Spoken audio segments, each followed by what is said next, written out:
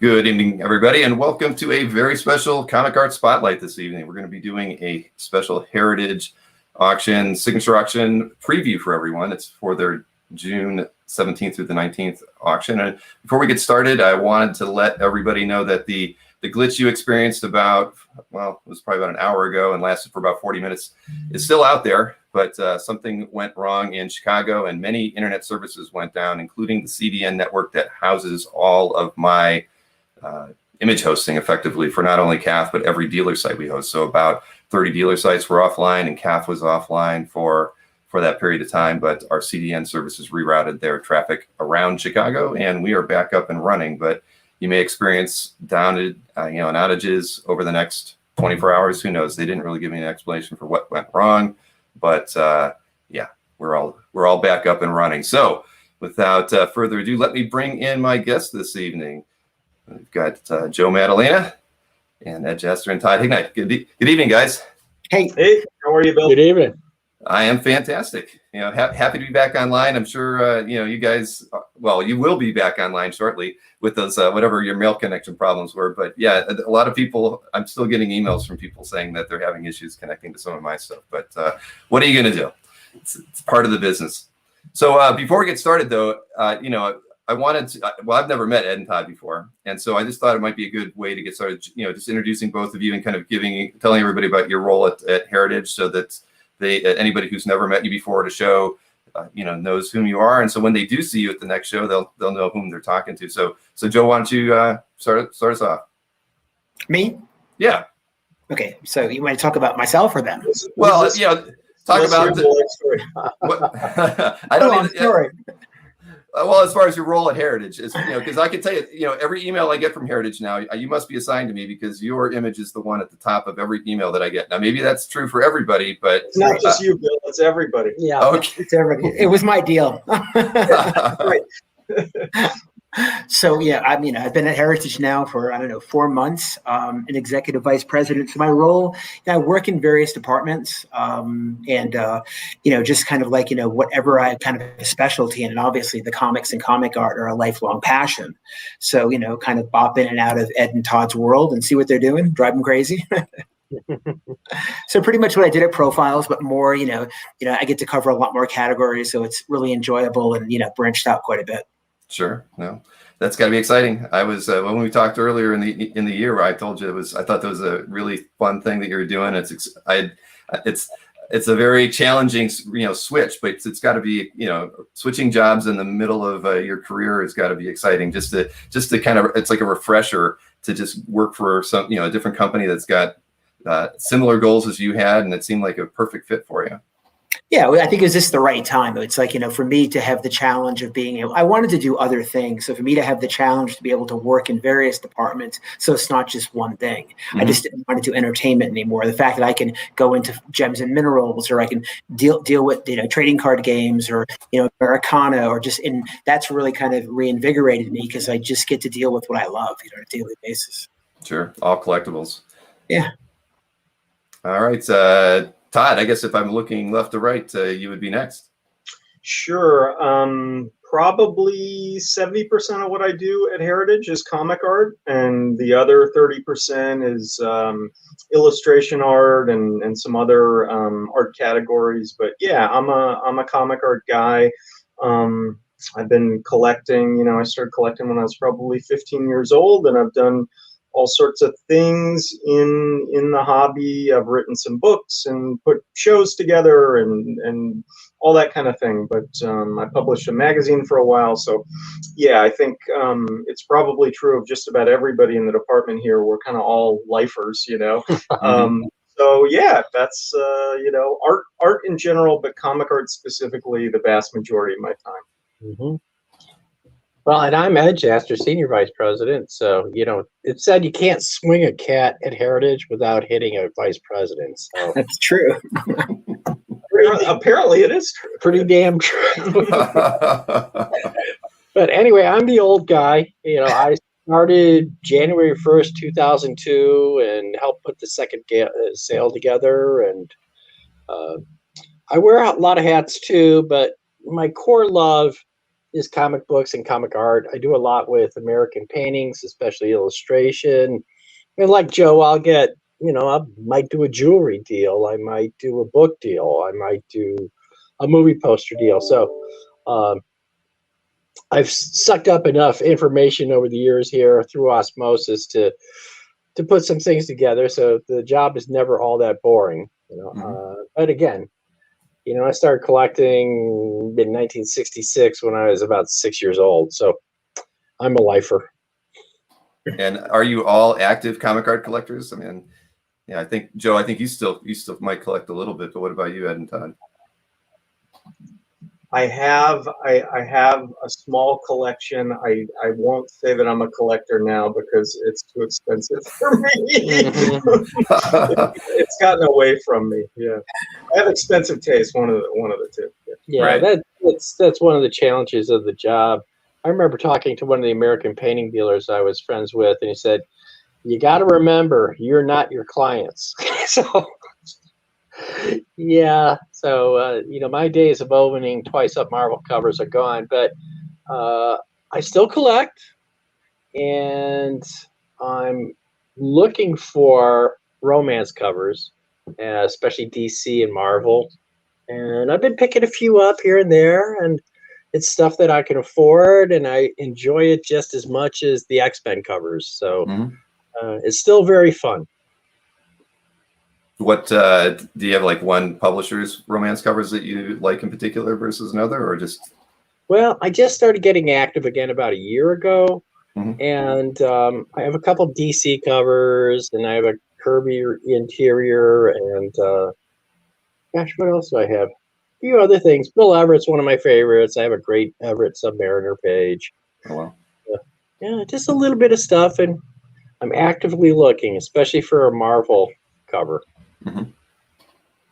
Yeah, people are saying in the chat. Yeah, we all know Anthony has a few of those, but I just happened to look at Black Line Fever last night. You should look. Did you see what Glenn? Okay, I think he just posted some stuff recently. Really? Yeah. Glenn, okay. Dan has some new stuff up, and I thought of you when I saw it. That is true. It's hard to tell when he updates that website, but he does update it very regularly, which is you just can't tell because there's no real new art section. You just have to find it. But But yeah, Glenn's always been very active. Go through everything. Yeah. And what about you, Joe? I know I kind of said you must still be collecting, but are you still? Me, yeah, sure. I collect. Yeah, I mean, I don't think you ever stop. Right. It's just whatever strikes you. Because like we all talked about, the prices are not like they were 15 years ago. So you just have to pick your spots. Right. They're not like they were 15 months ago. In a lot of ways. I'm fortunate though because I still have a pretty good sized collection. So I'm at the point where I can't sell anything because I'm down to it's impossible, right? And then and I don't have to worry about adding anything because I have what I want. So I'm kind of in a good spot. Right. No, that's the thing. If you could sell it, but you probably won't be able to replace it. No, never. Not today's understanding what's going on. Never. Sure.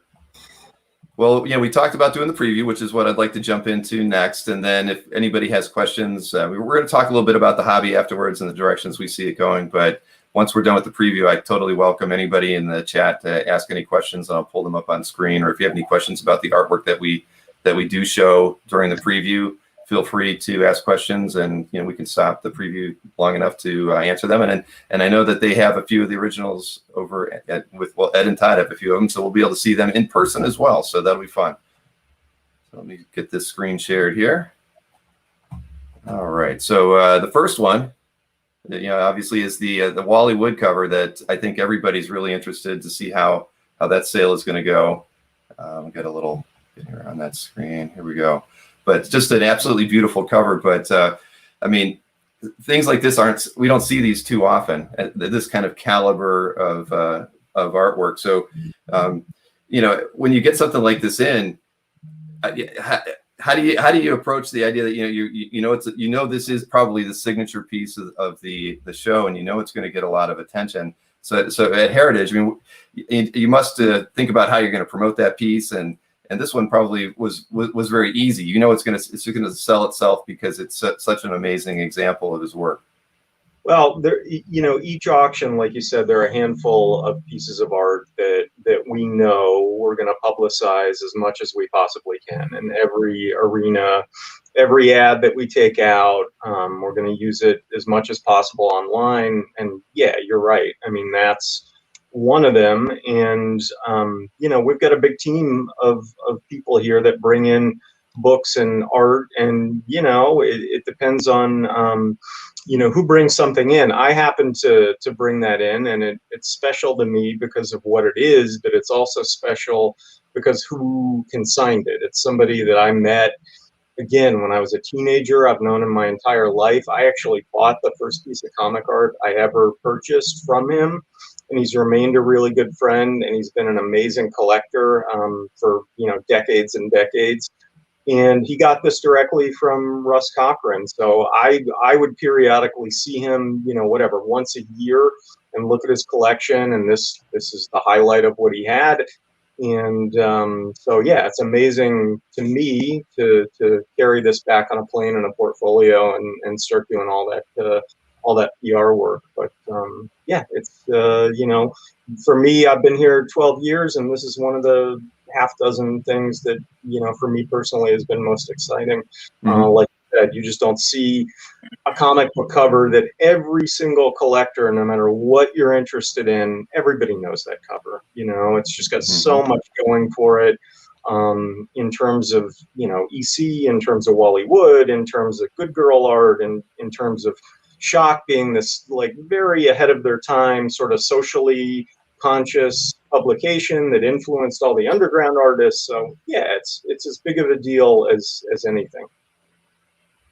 Well, it's impressive, and and knowing that the person who is consigning it bought it direct from Russ is impressive as well. I mean, because the cover had to have been sold, a while ago, and I just like the pedigree of anything that kind of went through Russ's hands, since he handled so much of the EC art early on, and yeah, I think that's amazing, because I would think a lot of these covers would have changed hands a lot over time, but that's very interesting that it's come directly to you from somebody who bought it direct from Russ. You're right. I think at this point there are probably very few collectors that still have art that they bought from the original EC auctions in the late 70s and early 80s, especially something this important. Excuse me. Most of the EC covers, yeah, you've seen trade hands. They're really iconic ones, and this hasn't. So. Now this is one that you have in hand, right? I do. I don't know how good of a shot we're going to be able to get of it, but here it is. Wow. It looks better. It looks better me holding it than it does on our image. But yeah, wow, super this clean. Is beautiful. Clean as a whistle, like most of the CC art is. That I was amazed because I had bought 70s and 80s superhero pages when I was a kid, and the first time you see something by Wally Wood twice up like this, it's just so clean and perfect, and you can tell he put so much work into the inking of this. Yeah, it's a great thing. Yeah, it's beautiful. It actually looks cleaner there than the scan looks a little. It does. Sometimes those scans, yeah, the colors aren't. You gotta kind of work with them. But yeah, in person, it's like I said, absolutely clean as a whistle. It's a beautiful thing. All the stats are original. Nobody's ever touched it. Well, whoever ends up owning this is going to be very happy. It's a beauty. All right, so again, I'm just going to go through as far. I'm ordering this list by price, and I put this link up on YouTube for anybody who might want to follow along and look at the artwork in detail along with us. But this Frazetta piece is memorable, of course, and I know it's jumped up in price just in the last days, so there's a lot of bid activity on it.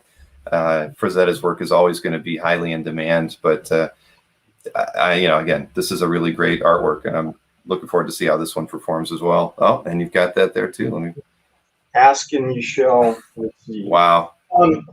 It's a really nice painting. The main reason I wanted to bring it out so everybody could see it is because of the scale. It's actually really, really big for Frazetta painting. A lot of them are kind of, done on masonite, fairly small, maybe, 12 by 16 or something like that.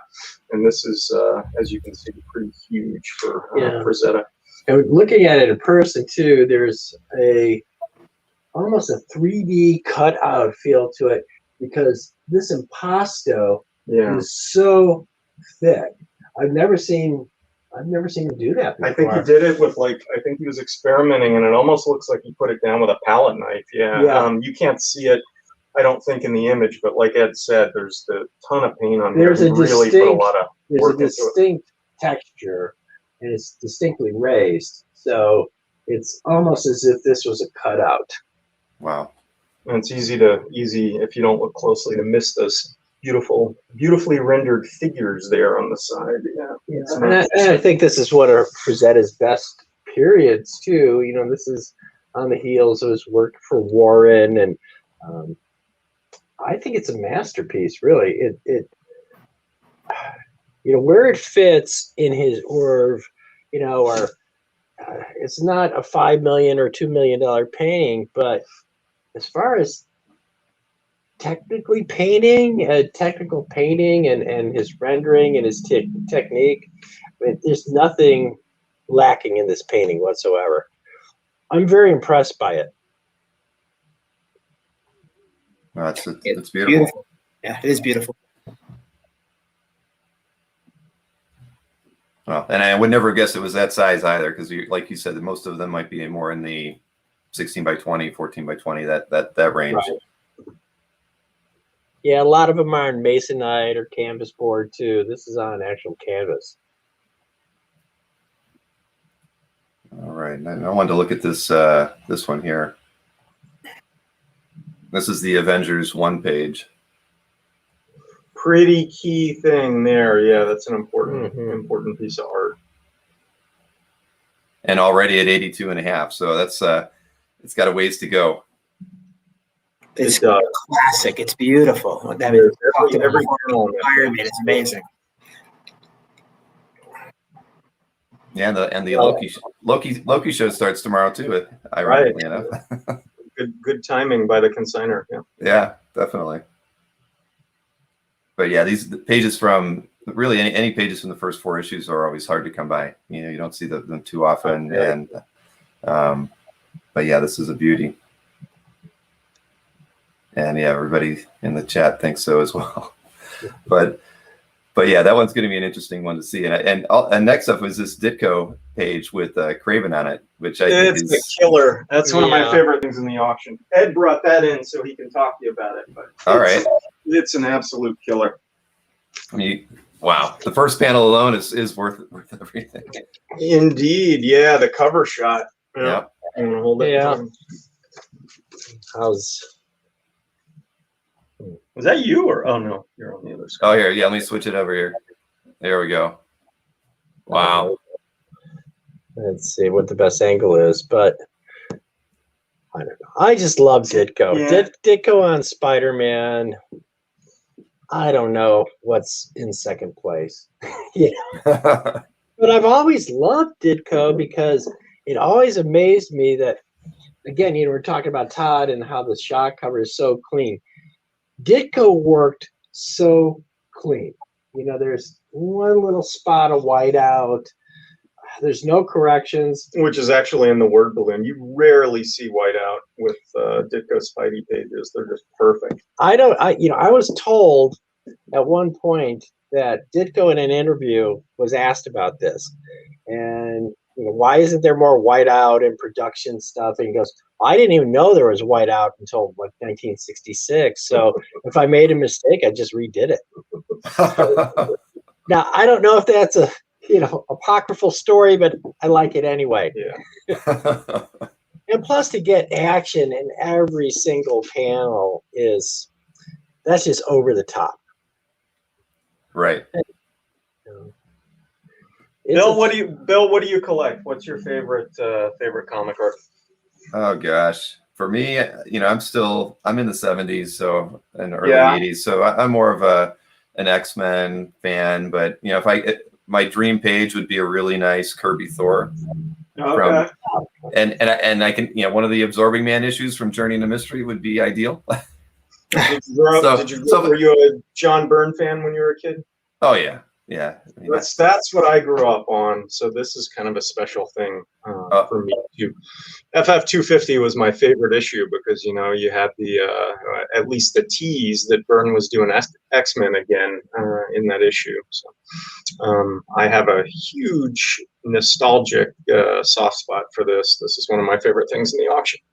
And Bill, we do have a page from Journey 89, and I think it's the end page, and he does the transformation back to Dr. Blake. I believe I saw that one. Yeah, that was a beauty, and that Byrne piece you just featured, that was the one I picked for the show graphic because. Oh, right on. Yeah, this is a great thing. Yeah. Yeah, I mean that was I got a piece of FF art by John Byrne just on Sunday, but no FF on it because that's about all I can afford at the moment. But I was happy to have it. So it's great that, so many of those pages are coming on the market. We had a complete book last time, 255, and then this time we have a complete book of 254 with the cover. But for the longest time, Will Gabrielle had all those pages, it seemed. So if you wanted to buy something, when I was collecting, I had to buy them from Will, and he wanted to keep most of them. So it was very hard to find. It was harder to find Byrne FF pages than it was Byrne X-Men pages for a long time. For a while, that was very true, without question, because I was always looking to, and then Will did have a lot of them, and I mean they're out there though now, fortunately. But the X-Men pages are the ones that are they're hard to come by only because they're fetching such great prices now at auction. That's unbelievable. Yeah, what's the bottom line on a Byrne X-Men page now? 30 grand or on an average? Yeah, well, on an average page with a few characters, yeah, I would say 30 grand is where you expect most auctions to wind up, or if you rarely see one on a dealer site these days, but and good pages easily the high 30s on, it could be a little higher. So yeah, I mean. And it's sad because I did it back in the day. I probably owned about 5 Byrne X-Men pages, and I don't own any anymore. Yeah. So that's kind of how things go in the hobby. You get it for a certain price, and if you can double your money a year later, you think you're doing really good. And looking back, I wish I would have held on to them all. It's not if you can afford to buy it; it's if you can afford to keep it. Exactly. Yeah. Well, that's the way I've always looked at it. I always thought, but back then, 15 years ago, I always felt like I could replace something. And like we were talking in the green room before the show, that's really the tough thing today is if you sell it now, you might not be able to replace it. Certainly not at the price, even at the price you get for it today. And there was a question from, just because they say they might not be in here later, so I'll just throw it out there. John was curious, had a question for you, Todd. Will we be seeing more Jamie Hernandez art in the weekly auction soon? That is a timely question, John, because I just received a package from Jaime this afternoon that I haven't even opened yet. So the answer is yes. Yes. Yep. I've been working with Jaime for a long time, and yeah, we kind of ran out, and he just consigned another batch. So you will be seeing those soon. All right. Thank you, Todd. Yeah, that was when I know somebody's not going to be around in the chat, it's always good to kind of get those questions out while we're doing this. Totally fine. We're happy to talk about anything. Now, this one I like as well. I don't know, anytime any Kirby art with big characters on it like this is, and it's a promo piece like this is just absolutely amazing. I mean, and to see him drawing Spider-Man and to pretty much get the webbing pretty good. It's not, for Kirby, yeah. For Kirby, right. It's not something you see too often. And this one's really great. So I'm impressed with this piece. I mean, I think it's going to do, well, obviously it's going to do really well, but yeah. A lot of interest already in that. Yeah. Now, when out of curiosity, there's probably lots of ways that Heritage can filter out art to show people while they're browsing the auction. I mean, do you have ways to get listings like this in front of people because it's getting a lot of views or a lot of interest, or they're adding it to their watch list? Is that something that you guys actively monitor? I mean, because as a site owner, that's something that I monitor. I try to get, when I see activity on a particular artwork, whether it's a lot of comments going on it or people adding it to their favorites, I then try to show it to even more people while it's in that hot moment, because I think a lot of other people are going to be interested in it too. I mean, do you kind of do a similar type of thing marketing wise, or does the site just kind of do its own thing as far as, you know, trying to feature the right artwork to the right person?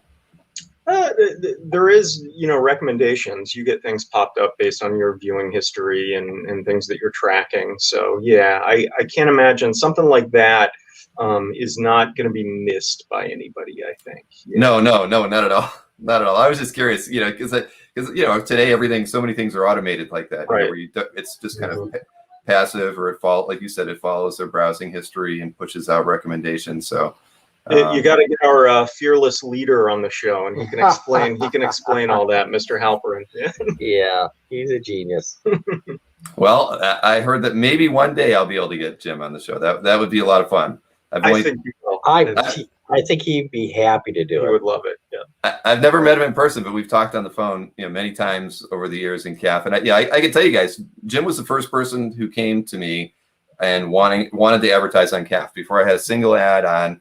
You know, he said, I really like what you're doing. I see the vision of what you're trying to accomplish, and I want to help you. And so, you know, I was a little awestruck at the time, thinking that anybody would want to spend money, you know, to support the site, but also they saw that there was the potential audience there. And I've always been forever grateful to Heritage because of that, because it really kind of moved me in a direction of taking what I was doing as a hobby and making it what is today my full-time job. So it's, if it wasn't for you, I don't know, you know, somebody else might have done it, but Jim really had the vision early on. And he basically said, these are the things I want. Yeah, you will never meet a more forward-thinking human being than Jim Halperin. Yeah, he's incredibly generous, and he sees sort of the long view, the big picture, and how we all fit in this ecosystem, and everything he thinks about is what's good for the market and the hobby in general. You know, not only is he one of the owners of Heritage, but obviously he's a huge collector. So yeah, he's an amazing guy. Well, hopefully sometime later this year we'll be able to get him on the show.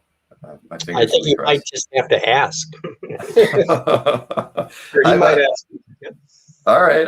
Well, I hope so. That again, it'd be a lot of fun, and you know, I owe him a great deal, because you know, my family wouldn't have the life we have today if it wasn't for him kind of getting the ball rolling on you know, helping me out and kind of pushing me along, and again, he helped me see that there was something here that I really wasn't, you know, really aware of. So well, it's what you've done. I mean, you know, not to sort of blow smoke, but you know, you can go back in the hobby however many decades you want and pick out these hugely important moments that have expanded interest and you know, visibility and critical awareness, and your site is obviously over the last couple of decades one of the biggest things that's happened to the hobby. So thank you. I agree wholeheartedly. Yeah. Thank you both. I appreciate hearing that. Believe me, it's funny. Before we started doing these live streams, I never heard any of that. I was just the mechanic behind the scenes, and now that I'm out in front of everybody, it's been like, wow, you know, CAF really was impactful on a lot of people's lives, made a lot of good friendships between community. It's huge. Yeah, it's the equivalent to, you know, the first comic conventions in my mind. So it's a very big deal. Well, thank you very much. And so we can look at some more art. This is a really nice one as well. This is Barry Smith's Conan #2 cover. Let me zoom in on it here. Brought in by our colleagues Joe and Nadia Manarino, who we are very lucky to have on staff as well. I think I first saw this in San Diego about 1995, and it was a small dealer. He had this and the cover for #3 side by side. Oh, cool! I wish I could remember the asking price. What year? 95? Yeah, I think it was like 18,000 for the pair. Okay. And the consensus on the floor was, that's stupid. That's a lot of money for a small cover. You know, looking at it now, I mean, to me, that's the Barry Smith I love. More than the later, like 20s, where it got the more idiosyncratic, and I've always liked slick. Yeah. So Byrne Austin's a great combination. I've always loved Wood. I've always loved Ditko, Everett, because they're slick. Yeah, looking back on it, and that'd be an interesting way to sell it. You wouldn't see too many dealers trying to sell two covers together and putting a price on them. But it was a different time, right, Joe? Different time, yes. This stuff was, when you were talking about X-Men pages, I remember I had 30 or 40 Byrne X-Men pages, and I'd push the price to $3,500 a page. And I was sitting at San Diego Comic-Con. I was with Ken Danker, and we didn't sell a page for the entire Comic-Con. I was like, the market's over. And a Days of Future Past page, I think I had it priced at like $11,000, and it was like, these were astronomical numbers. So it's kind of hard to even, process. It was probably a little bit after that, but I had a conversation I remember with Pete Koch, and I was kind of asking him about the market, how he saw it, and he said, if I was concerned with doing very well with how I see the market going, I would go through San Diego, go through every dealer website, and buy every Byrne X-Men page for $5,000 that I could buy, because that's kind of what they were going for at the time. Yep. He said that a few times. Wise thing to do. Yeah, he said that a few times. Well, it's everybody that I knew that was reading comics back then was in love with that book and the stories and Byrne's artwork. I mean, they were buying it in part because of Byrne's work, but also Claremont's writing. And I mean, if you were a Marvel fan and an X fan, I mean, those are the the books that you just loved during that period. So, so it's going to always. I mean, I go back and read those books today. Even now. So, just being able to own one page from any era of their run is amazing. But yeah, having the forethought to look at those back then and say, I'll take as many at 5,000 as I can, because one day they're going to be, even the average ones will be 30. And we've had conversations where things are like the average being a piece of artwork might double every 7 years, and that's clearly not the case here with Byrne X-Men, where it's literally gone up 600% in 20 years. So it's just remarkable, and just shows I think the passion that fans have for that particular run on that comic, and for Byrne and Terry Austin's contributions as artists to those stories. They hold up. You're absolutely right. I revisit those, and that was my thing when I was a kid too. In fact, it's always a thrill for me to see a Byrne Austin page that I've never seen before, because I read those comics. I've reread and reread them. It's almost like I've memorized every ink line. So when I see an original for the first time, it's a thrill, because it's burned into your brain every panel. Yeah, and it seems like no matter what you collect, everybody wants one. That's the thing about it. It's like gold standard, right? Yeah, It's like Miller, Daredevil, Elektra. It's there's certain things that are the blue chip. That you could you get a great Watchmen Rorschach page or whatever. Everybody wants that key thing. Yeah. Very true. Yeah, I've never owned a Frank Miller Daredevil page, but I've always wanted them. And back in the day, you could have, when the Byrne X-Men pages were around that 3,500 to 4,500, you could get a nice Miller Daredevil page for maybe 2,500. But I was like, well, if I'm not gonna, I'd rather spend 4,500 on the Byrne, and I can barely afford that. So I would pass on the Daredevils when I could have afforded those, or could have afforded two. They were more like 1,500. Right, exactly. That's it kills me to this day, because right now at least we don't see too many. You don't see a lot of the Miller Daredevil pieces out there like we see the Byrne X-Men pages. So at some point, that's why I've actually enjoyed, in the next pieces here is the Cockrum Giant Size X-Men page. For the longest time, it felt like we weren't really seeing a lot of Cockrum art on out there. And then I'd say, whether it's maybe in the last 24 months or maybe more like 18 months, we've been seeing them pop up in your auctions and in a few other places. So it's again, at prices that are out of my reach, but it's just nice to see them back on the market again, because it felt like there was this period where you weren't seeing any Cockrum art from this run of X-Men at all. And I mean, again, like you just mentioned, it's just nice to see the originals in person, because even on CAF, people don't share them. CAF is great, but a lot of people don't share their most treasured possessions there because they don't want people bothering them about it. That's right. Yeah, there's tons of people that don't put everything up. Yeah. I'll tell you what you don't see anymore are Cockrum X-Men covers. I think probably anybody that's really into it knows where just about every single Byrne cover is. I think if I went through, I may, know every one of them, but there are a lot of Cockrum covers that I've never seen before. Well, there was a time where Cockrum sold to a substantial discount to Byrne, but the last few key pages we've had by Cockrum, we had a couple in the late 90s. Those were killer pages. Though. Yeah. That 99 page that you got in was awesome. Yeah. There's not the gap anymore. Yeah, Right. as long as it's from the main run, I think even with the covers, a Cockrum cover and a Byrne cover, they're probably about the same now, unless it's the Byrne is some famous issue. Yeah. From the main run, they're about the same price. I agree. And I think it's a scarcity thing too, because I just haven't really I haven't seen many in the dealer's hands in the last, 5 or 6 years. And even there was that period where they weren't out there. Right. So they're just so tightly held. You got 4 or 5 people who own most of them. That's the thing about Byrne X-Men covers. It's, we know where they are. And then I think there's like 5 Byrne X-Men covers that are unaccounted for that we have never seen. But with every other cover, we know where it is. Right. Right. Well, that's the beauty of the hobby. It isn't as, it isn't gigantic. There's a finite group of collectors that are out there that have a lot of the good stuff. And I don't know. I kind of enjoy that about the hobby. I mean, one day it'd be nice to maybe have 4 times the number of collectors, but I like the fact that we can almost know the majority of the main collectors and the collections that are out there, and it's small enough that we can, you can know even with the European collectors. I know the majority of the main ones there that are picking up at least U.S. artwork. So I don't know. I like it the way it is. So, it doesn't need to get too much bigger. I mean, look at the prices as they are now. If they get any bigger, we'll all be out of our collections soon. But that's the astounding thing to me about this hobby, and it translates to comic books too. There's so little churn. So no matter how much the profit or potential profit a collector has, they hardly avail themselves of that. I mean, the good stuff gets sold and it gets buried.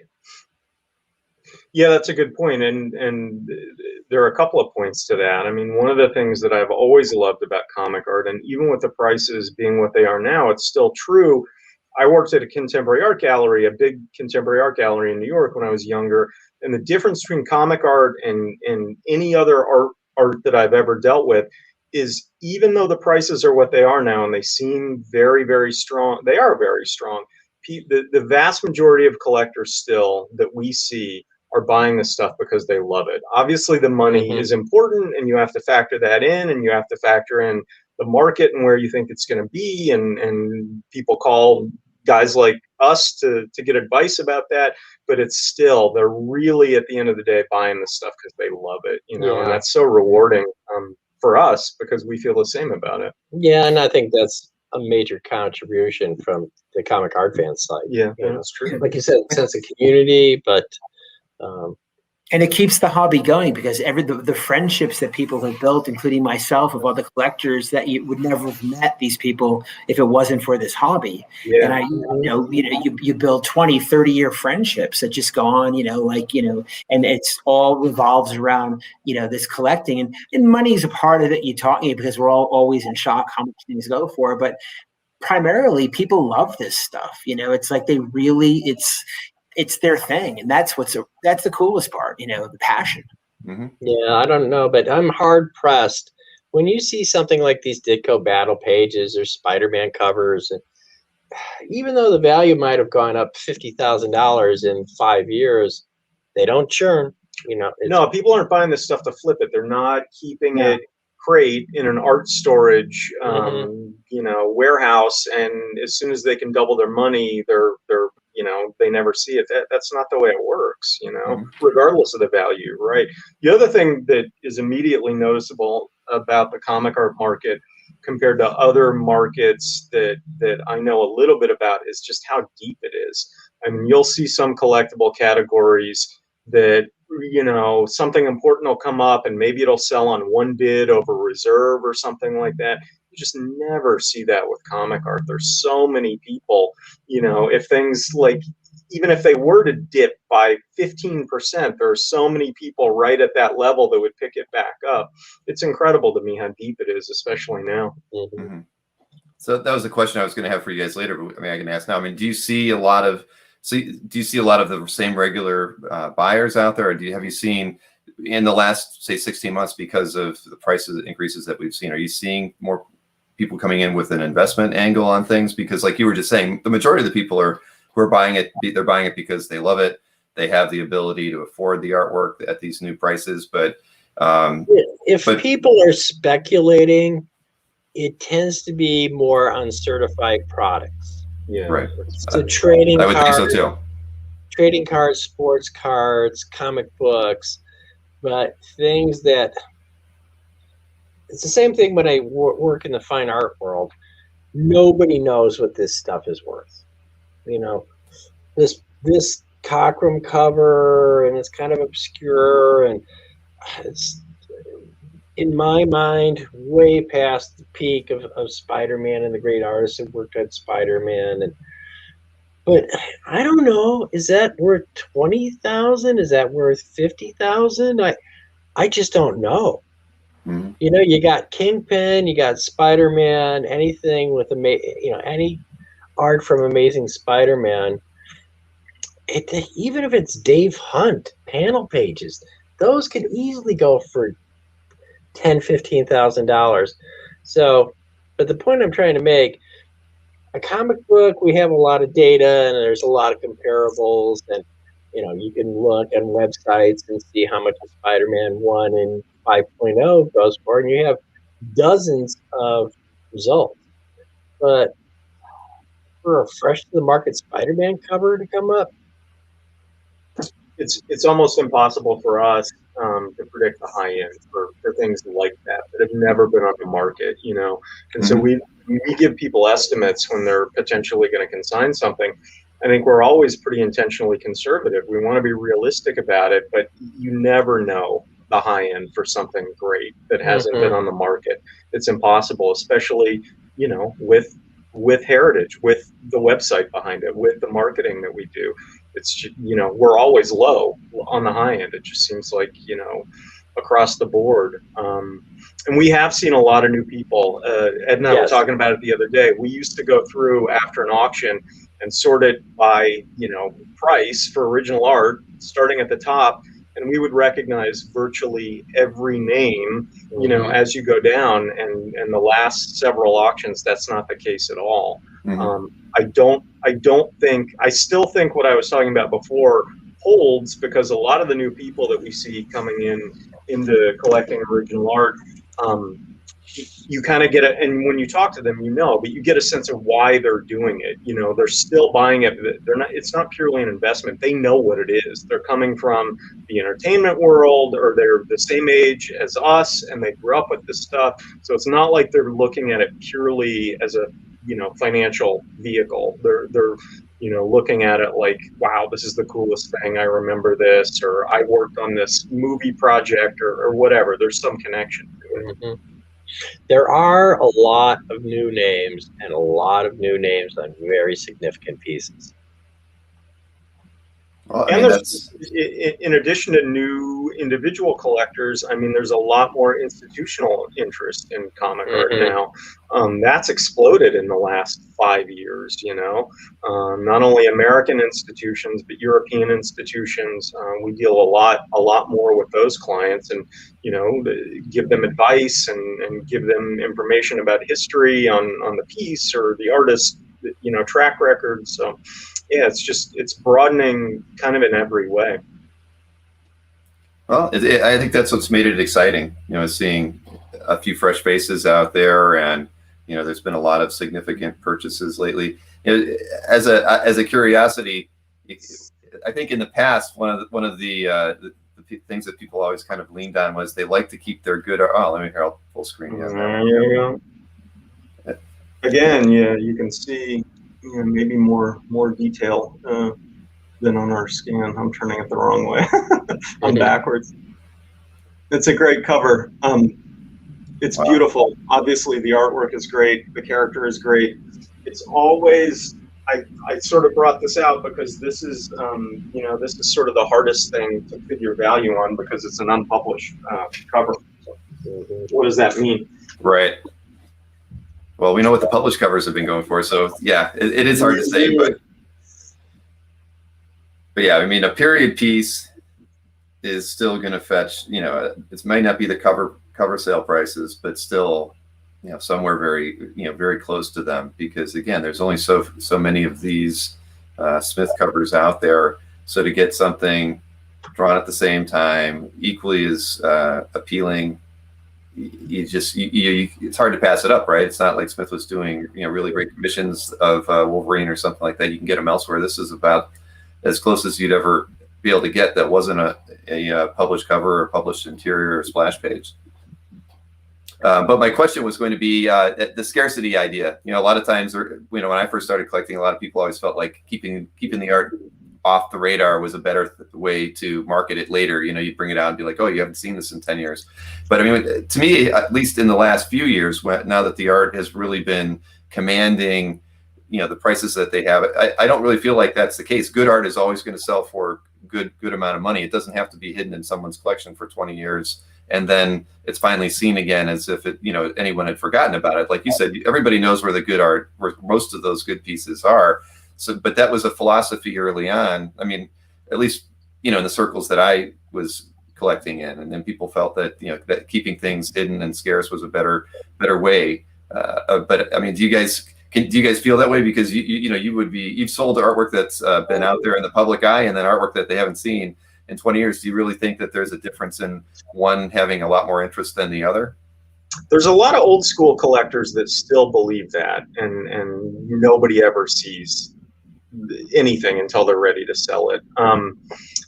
I think I would be lying if I said that the whole fresh to market phenomenon didn't mean something. I got that first appearance of Wolverine page. I went to the East Coast and flew and brought that back on a plane. We sold that, and that was a huge deal that nobody had ever seen that before. That Dark Knight page that flipped the entire. I think that page flipped the entire industry. Nobody had ever seen it. I don't want to say exposing art devalues it, but things that nobody has ever seen before.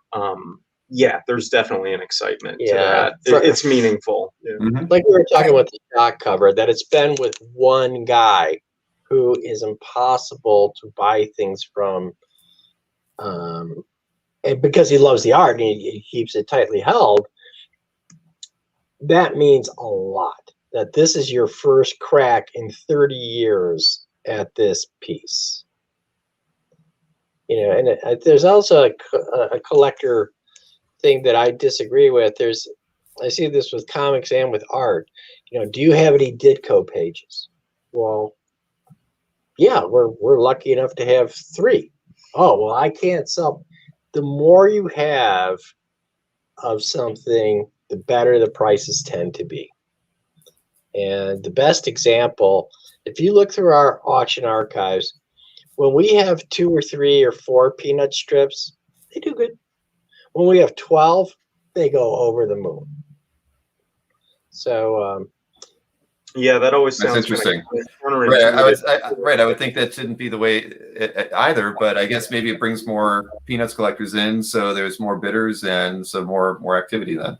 Well, it's even bigger. It's bigger than that, because I've done that for years. Like, I'd have all these Star Wars pieces or Star Trek pieces, and people would say it's too many things. Why don't you have less? And I've always found that when you have a bunch of, like, the peanuts, it gives a collector a chance to collect. So somebody could go in there and buy 2 or 3 pieces. If there's 4, you may get 1 or none. Right. Mm-hmm. So remember, you have to make material accessible to people to bid on. So there's this balancing act that if you have a quantity of something, you can generate more buyers. It actually works the opposite that people think. Like, oh, I don't want to compete with another piece of art. No, it might actually help both of your pieces of art, because it just generates more interest. And I've seen it over and over and over again. And it becomes a can't miss event. Yep, mm-hmm.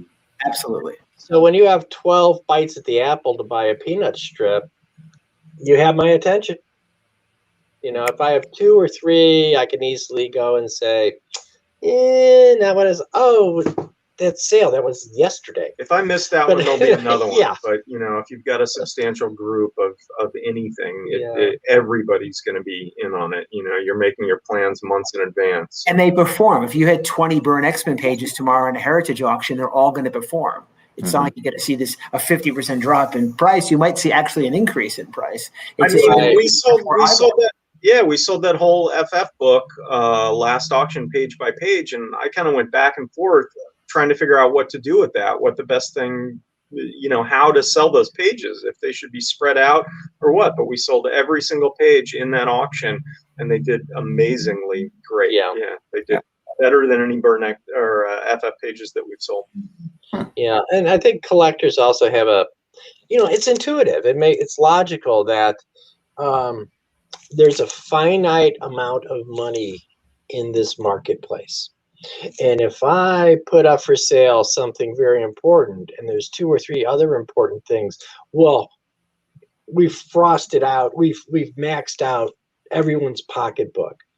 So there can't be 3 guys that would pay $100,000 for a piece of comic art. And that is just very untrue. This market is so deep. It's never been deeper, and it's only growing.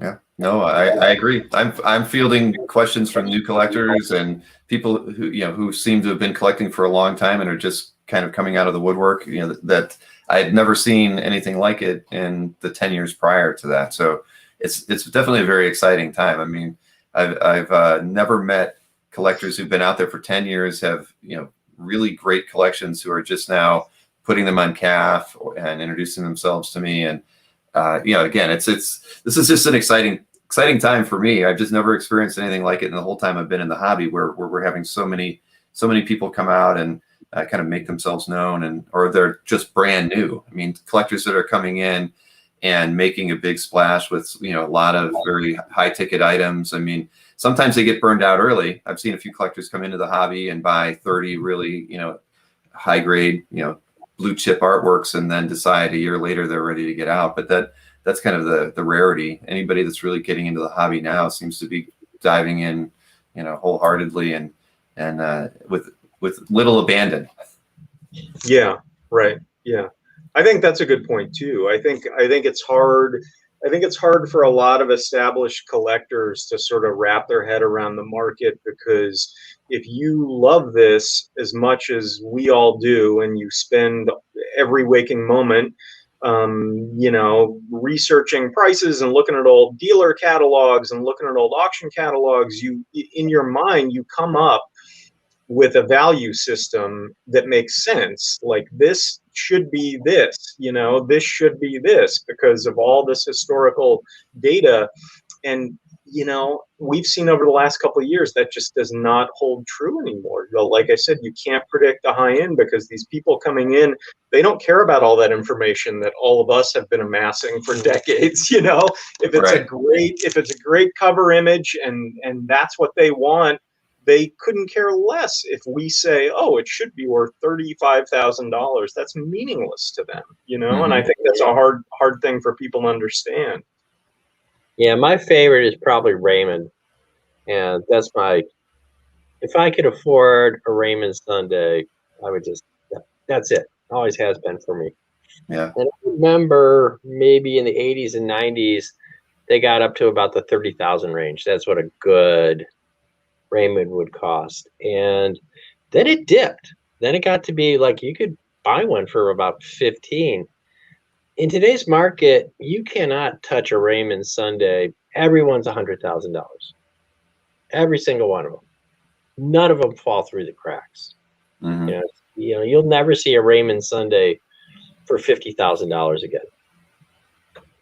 That's very true. That is very true. But and seeing a dip, I mean, that's just not something that we've seen in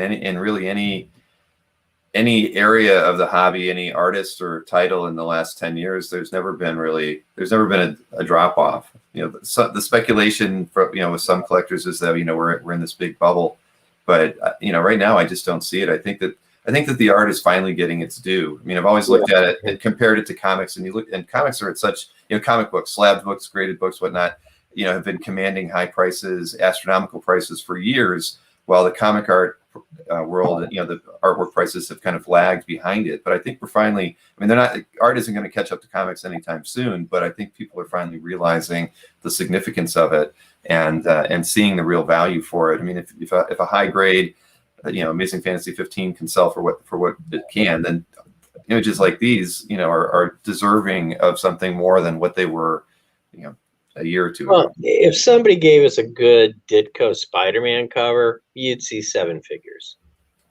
Yeah, that's going to be easily. Yeah, as soon as one comes up, it's such a unicorn. Yeah, If you could get a good Kirby FF cover, with Surfer on it or some major theme, who knows what that would do. Mm-hmm. And even like this EC cover, the Shock, I don't know what that's going to sell for. I really don't.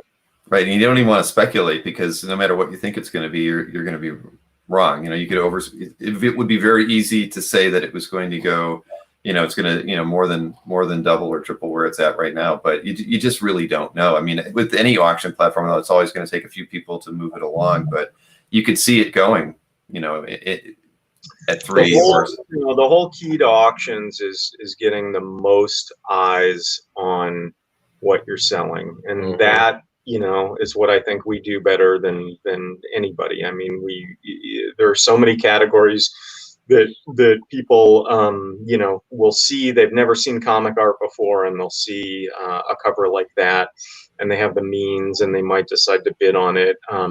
We advertise this stuff in the New York Times, everywhere. The whole goal of what we do is to increase awareness of it and bring as many people as possible into the hobby, because we feel exactly like you do when you see this stuff in person.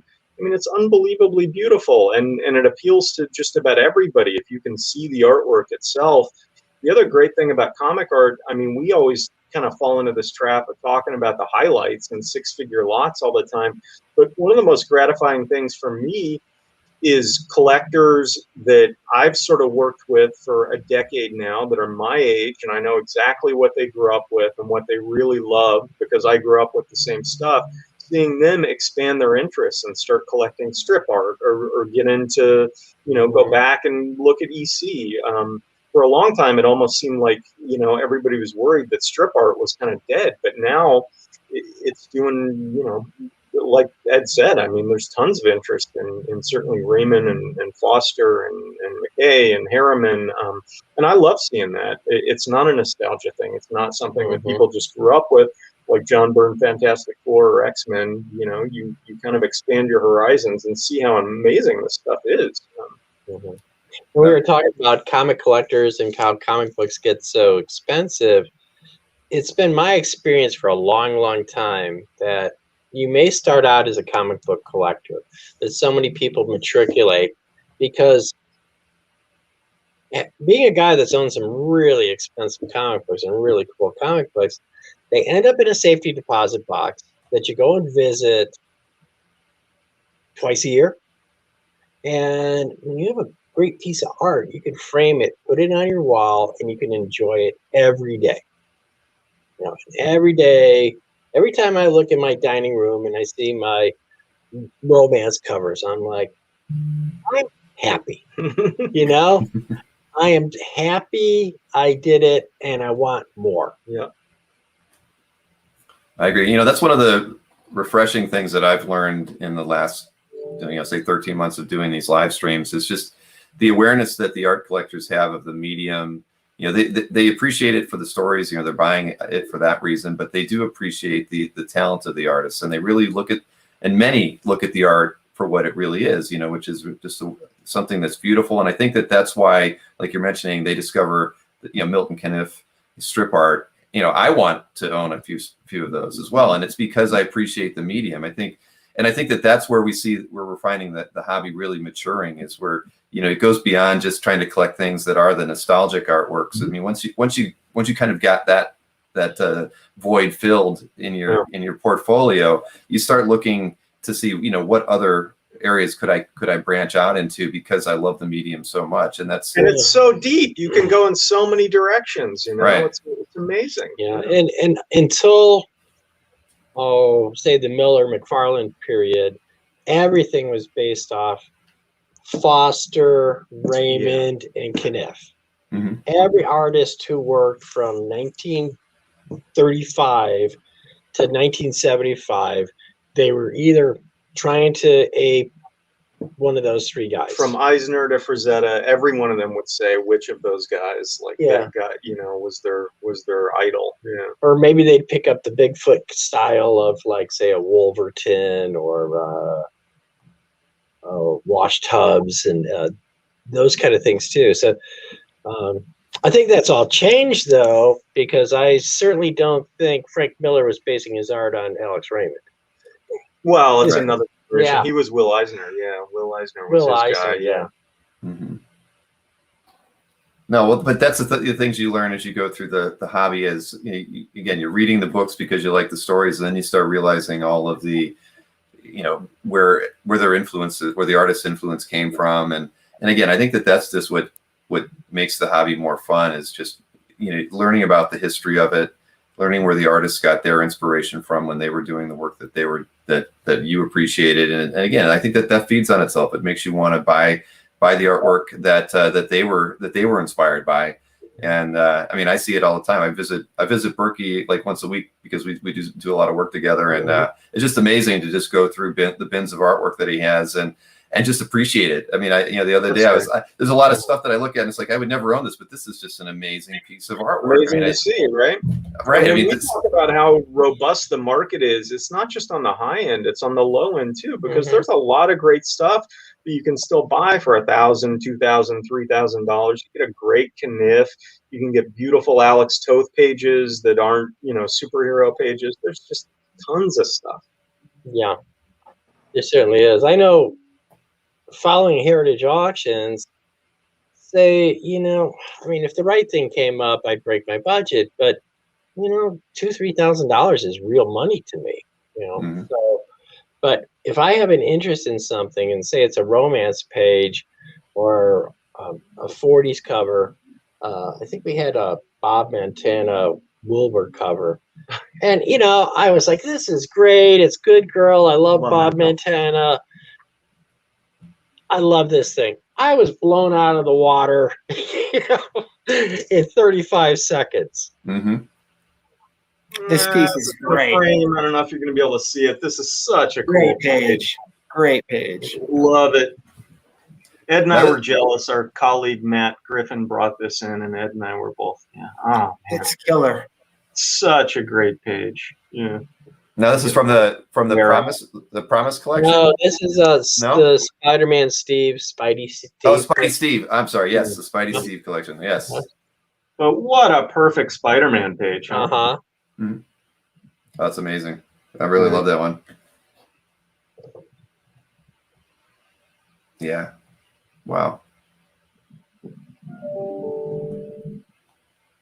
Ed's getting me that for Christmas.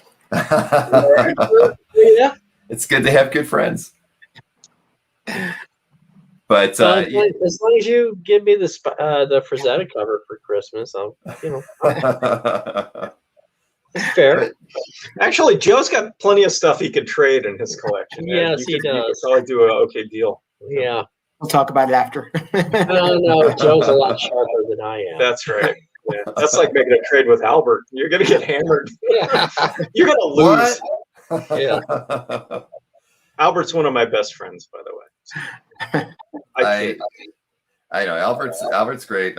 He and I talk usually like once a week because I run his website and stuff. But I've never really had to deal with him, but I know he's tough because he's tough with me when I'm like, yeah, that change you want on your website might cost this, and he's like, what? He thought I'd do it for free. So, but I love him to death. The good part, I've known Albert 30 years. He's been like that the whole 30 years. That's right. When he was 18 years old. Yeah. He's always it's kind of part of Albert, Right, exactly. He's he's the best though. We did an interview with him probably about 6 or 7 months ago, and I was actually frightened because I just thought he was going to roast me the whole time he was on screen, but he didn't. He had a drink in his hand, so he kind of just was pretty casual about it. But I was nervous going into that one. So this is this is a great Gil Kane example. I mean, and I'm usually not a huge fan of Gil Kane's work, but I mean, at times when it's when it's the right image, and I mean this one in particular, I just love this. What an image! Yeah, if you want a Thor cover, how does it get a whole lot better than that? Yeah, and I think it's one of the big trends that I notice is that this perception of there's a hierarchy of artists. So right. Ditko and Kirby, and then the hobby is so image oriented right now, and so. What's the cover price on that one, Todd? On this cover, 25 cents. 25 cents. Yeah. So that cover would be denigrated in so many ways by so many advanced collectors, but in today's market, if you have a strong image of a hugely popular character, that overrides that hierarchy to a great degree. That's right. Do you guys remember in the day when if you had Kirby Coletta Thor, there was a time where nobody would buy it. Right. Mm-hmm. I mean, it just was not it was just nobody wanted it. So, we've gone from it had to be Kirby Giacoya, Kirby Stone, but on certain issues, or, now it's all image based. Is it a great image, which this is? Yeah. Not too long ago. Well, I'm very old, so I don't know what not too long ago really means. But for a long, long time, maybe this cover would be in the $10,000 range. It's a 25-cent cover. It's Gil Kane. It's Thor. There's a lot I don't like about this. But no, I if this thing sells for $75,000, it would not surprise me.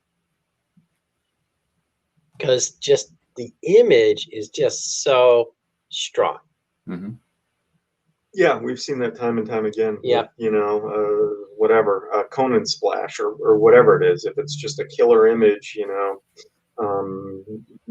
almost doesn't matter. If it's Rich Buckler or Al Milgrom or whoever. It's all about the image, which is good, which it should be. Mm-hmm. Like I said, like Dave Hunt Spider-Man pages, we see those go for $10,000. Yeah, which is surprising. I mean, Dave Hunt's where he was a journeyman, but he really made great artwork, though. Is Goblin in it? Is there a battle? Is there a fight scene? Is there a great portrait panel? That stuff means a lot.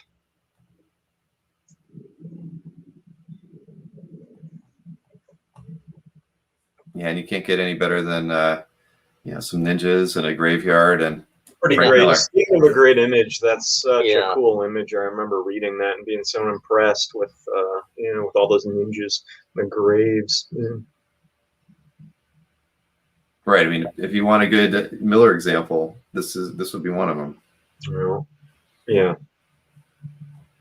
Well, yeah. See, but this is the stuff that makes me cry. It's like I look at it. It's you never can own it, but that one of the great things about the way your site works, and like we're doing this now, I try to show bigger images whenever I'm talking about art in any chats, but I do really appreciate the work that you guys put into the site that allows us to to look in really close, pretty much any area of any of the scans, because typically when I'm either working up a market report that I'm doing after one of your Monday auctions or after a signature auction, I mean, I'll usually go in and pick out the art I want to feature based on being able to go in and look at the details. So that's one thing that your site really does very well.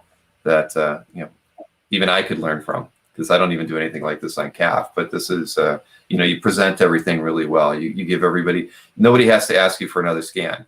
You might see on a dealer site, right, where they say, "Can you send me a better scan so I can maybe check out the color or any imperfections on that?" You don't have to worry about that really when you're looking at the scans on Heritage's site. I think one of the greatest aspects, one of the most rewarding parts of this job, is finding stuff you didn't know existed or always wondered. But also, when I bring art in, kind of like my collection for 90 days. Yeah, that's true. Yeah, we all get to geek out over this stuff. For Todd to be able to have that shock cover in his, in his office, and look at that every day for 3 or 4 months. It's like, wow. And everybody else in the office will flock around when you bring something like that in. It's fun. Well, yeah, that would be the cool part of doing that. You are the temporary caretaker for that artwork when it arrives. I have the best collection of the hobby. It just changes every 120 days. Oh man, yeah, that must be nice. I get it. And somebody asked in the chat, are you? And I have to believe the answer would be no. Is Heritage having any difficulty getting new top level pieces? I mean, I can't see. I mean, that's not even really. I can't see how that's a question, really, right? Because you probably have the next signature auction already being worked on right now, and I'm sure there's a lot of. There's a lot less of that than you would think. Yeah. We're kind of starting from scratch every time, and sometimes it's a little bit daunting, like, how are we going to do this again? But it always seems to work out. All of us, and it's a big team of people working in the comic and comic art department now. And I think everybody's got, a book of business, certain guys that they're friends with and they talk to all the time. Obviously, we get a lot of leads because of the results, from people that we don't know. And I think we're also, all of us, kind of working long range plans too. I mean, the main thing for us is, like we said at the very beginning of this, we're all lifers. Heritage is not going anywhere. We know people that have no interest in selling things anytime soon, but you develop relationships and they trust you. And they know that you're going to do what you tell them you're going to do, and you're going to stand by your word. And it's not only sort of being reactive each auction cycle, but having relationships where years down the road it's going to pan out. So it's a combination of all those things. Yeah, it is always a little bit scary at the beginning of the auction cycle. Yeah, the day after an auction, it's like, oh man, we got a lot of work to do. Well, now we got another mark to set, and trust me, every single auction, you're 30 days out from the deadline, going like, Todd, I don't have. We're all addicted to adrenaline. See, that wasn't what I thought your guys were going to say. I thought for sure you've got the next one in the bag. But no. I guess when I think about it, I mean, I've always wondered why, when a signature auction ends and the record of it sort of becomes active on the Heritage site, that it's not all fully populated all at once. Things really do trickle in. So that's more a result of the fact that it really is trickling in and getting the confirmed consignments to be able to show them. So a lot of things come in right at the deadline. That's the busiest time, is right around the deadline. And what we do is we're very proactive when we see how a particular auction is shaping up. A lot of us know where bodies are buried. And so if we need X to fill it out, that's kind of what we're hustling to do all the time. So. Yeah. Something that we are very fortunate on is, I feel very strongly that we get the best prices, we get the best material. And something that Heritage has always benefited from is we bring fresh stuff to the market. So we're not dependent on known collector, over here, and can you please give us a piece? Yeah, but I'm going to price it really high. We fill out auctions, but you're right. The core of our auctions that I think is unique to Heritage is finding those things we were talking about before that nobody's ever seen before. Right. On through dealers' hands a million times. I mean, that is definitely the core of our business. We've had a consignor for about the last 2 years, and I've been around, Todd's been around, and never heard of this guy. But auction after auction, here's a Twice Up Spider-Man cover, here's a Doc Strange cover. Just people that they're under the radar. I was just talking to a guy who's kind of a regular consignor, and he just sent me some art, and nothing that's, nothing that's $100,000, but there's a really good Romita Spider-Man Sunday. There's a McFarlane Spider-Man page. There's a good Romita Spider-Man page, and you just never know. He pulls a few things out of his collection, and he just trusts us, and they do fabulous. Yeah, I mean, the bottom line is people that were going to shows in the 70s and 80s and buying pages for whatever, $35 a page or whatever, based on what it was. Some people did that for a few years and then dropped out of the hobby completely. And they're not on anybody's radar. Yeah, and this guy used to run shows in his area, and he'd have the artists, and when the artists come in, he'd buy a few things, for $100. Yeah. $75, and he's kept him 30 years. So we get a lot of that, and like Todd said too, we just have a really talented team. We have like 8 guys, or maybe even more, that have a lot of experience, have a lot of appreciation. So it's not incumbent on me or Todd specifically to bring in the lion's share of things. The other guys who work here all bring in substantial collections and substantial pieces of art. Yeah, and everybody's got kind of their own particular area of expertise. Obviously the prices on artwork from the mid 90s and newer has seen as big a jump as anything. And we very consciously got younger guys that grew up reading that, like you and I grew up reading Byrne, X-Men. That's their world. They know that material as well as anybody in the hobby. Ed and I don't, because we're old, but yeah. we got it. You got to have people that's their world to be working with consigners on that material. Yeah. Yeah, that was somebody had asked that earlier. Is the team kind of organized by the or was it Scott Wingo had asked, organized by age or Marvel, DC, or artists or time periods, those sorts of things. So that is true. Then you have guys who are more period specific. Oh, sure. I mean, with the way that the '90s comic art market is incredibly hot now. I mean, we're seeing that Lobo cover sale and all these crazy sales that have been happening lately. That you're seeing covers that were or artwork done in the '90s that is going higher than Kirby covers from the '70s and things. You just can't wrap your head around it, but it's a new influx of buyers that the '90s are their sweet spot. That's what they grew up with. And to Ed's point before about that sort of hierarchy of artists breaking down, I think the hierarchy of older material being inherently worth more than newer material, that's all broken down too. It's just purely what it is, and it doesn't matter if it's 20 years old or 50 years old. Yeah, we had a Eric Larson page sell in a weekly sale, and Todd and I went through this guy's consignment and figured out what sale we were going to sell these in. And you mean the $48,000 sale? Yeah, $48,000. I mean, that's we intentionally will put good art. I mean, we didn't expect that page to sell for $48,000. I thought it would be like, I thought it'd be like 5 or 7 or something. It was going to be more than that, but we'll intentionally put good things in those weekly auctions because, you don't want too much of that in a signature auction. You don't want things to get lost in a signature auction. And if they're in weekly auctions, a lot of times things like that do better in there. A lot of consigners have the sort of preconception that it's got to be in the big auction. And that doesn't hold true for us at all. I mean, you'd see huge prices on weekly material now. Yes, you do. If it's good, people will want it and fight over it.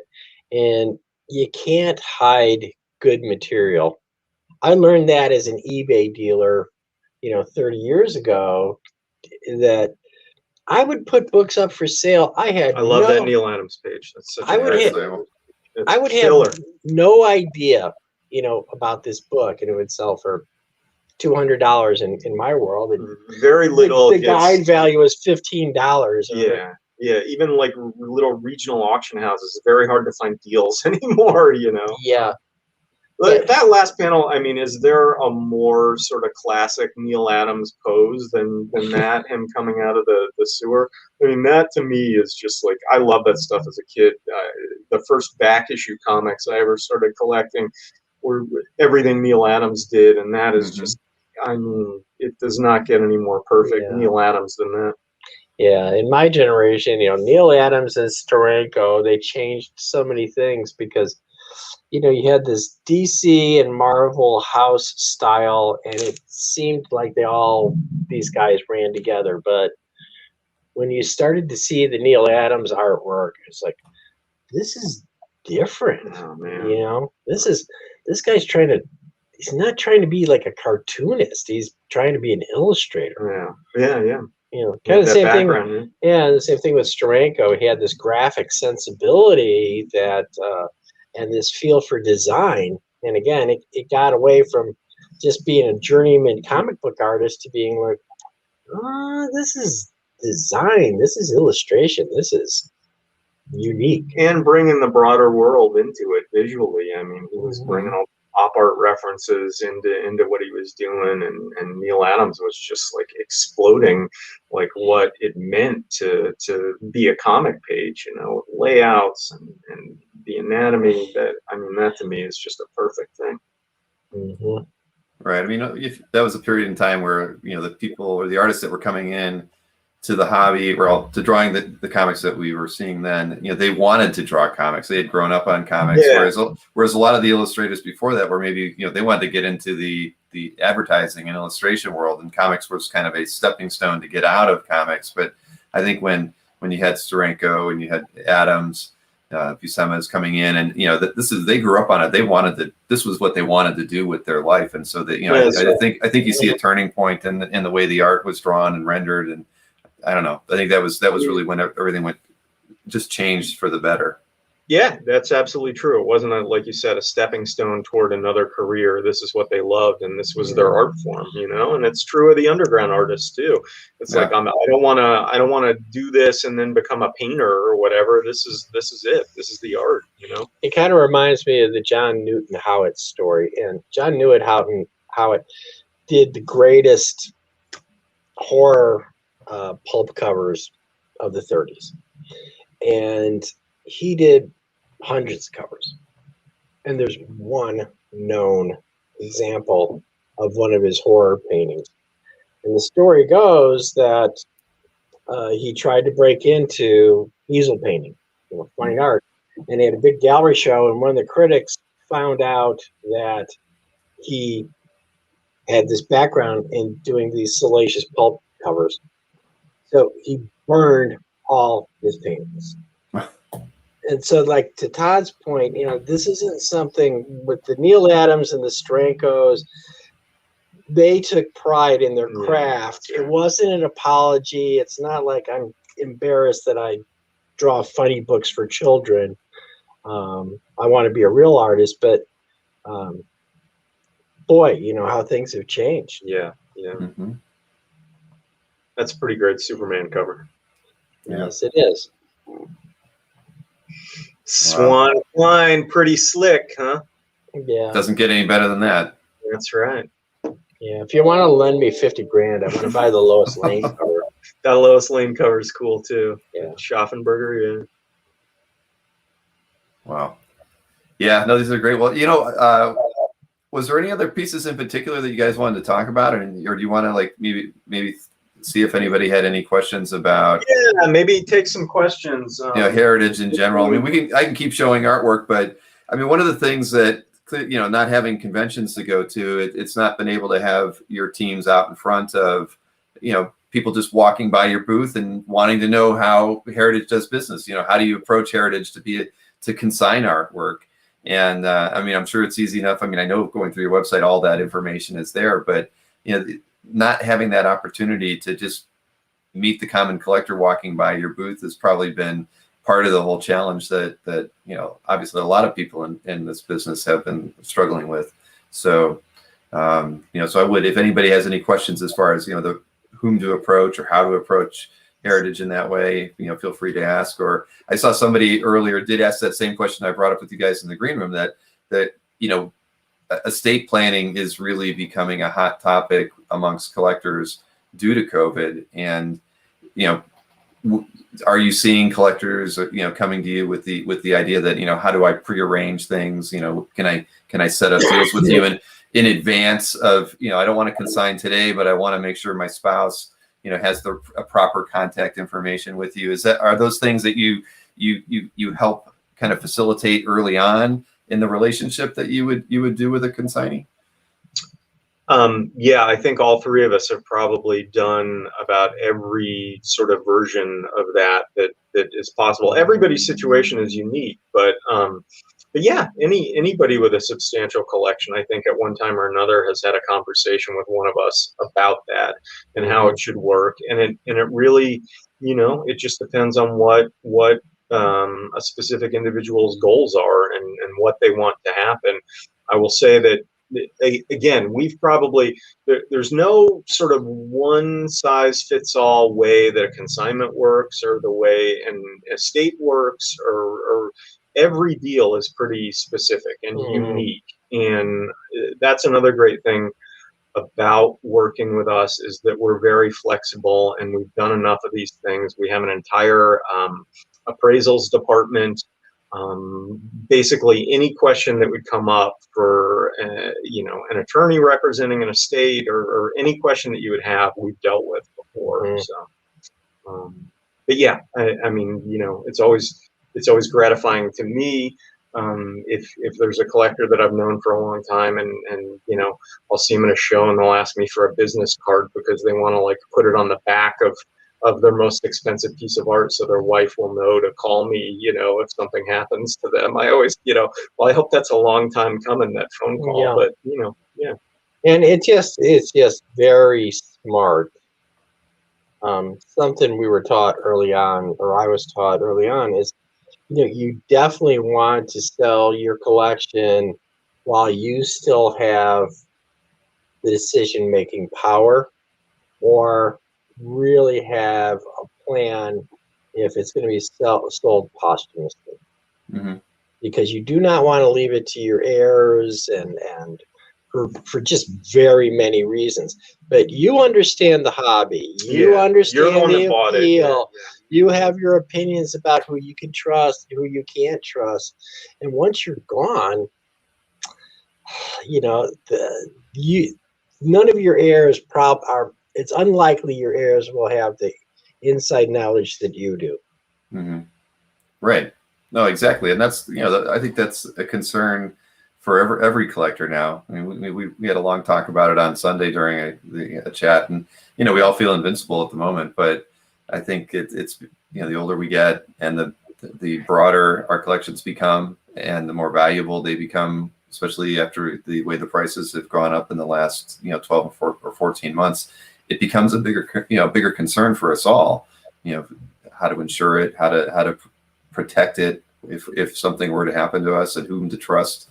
So that's good to know. I mean, I think who that to trust is a big point. Yeah, I think Ed's point is very, that's the number one thing. As a collector, who in the hobby you trust, and who you don't, and that's what needs to be conveyed to whoever. If you're not going to deal with it, whoever is going to deal with it, because can you imagine as a collector thinking about somebody buying the stuff, or for pennies on the dollar, or whatever? So I've done so many estates in my career in heritage.